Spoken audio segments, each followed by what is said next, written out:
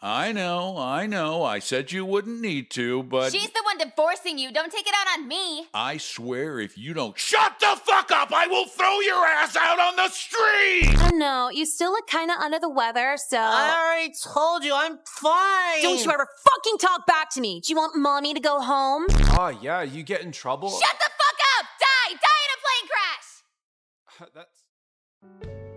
So the Flipside has been out for a little over a week now and has understandably pissed a lot of people off. Though the 2 entries prior also received some backlash, reception has never been so split down the middle as with the Flipside.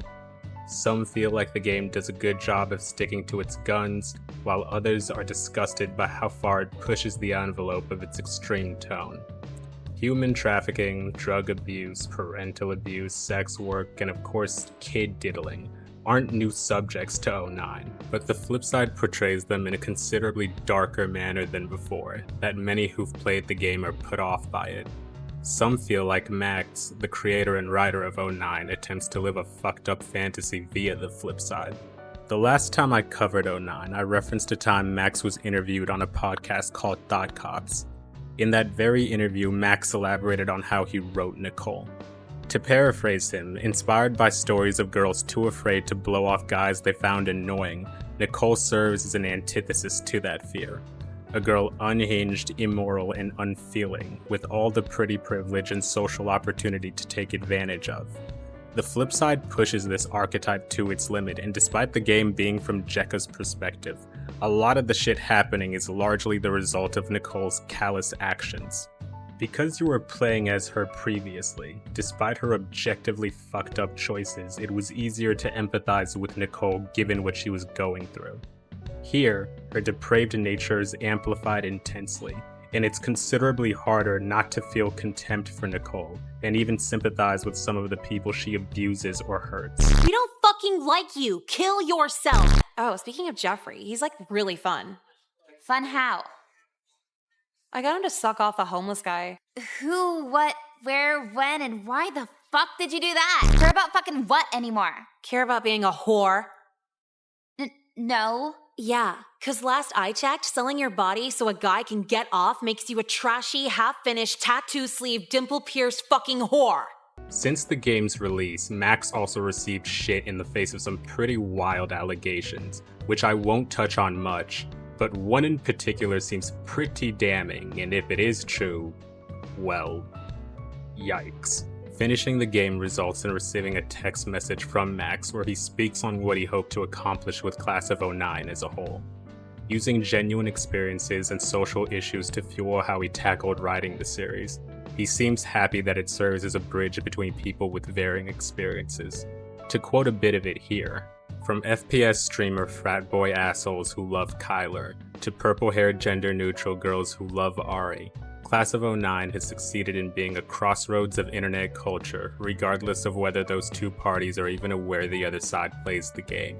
This was not by accident. This is just what happens when you aren't afraid to exit your comfort zone and explore other circles, other cultures, and most importantly, other levels of hardship. Representation in media is important. However, mainstream media cannot represent those they are disconnected from.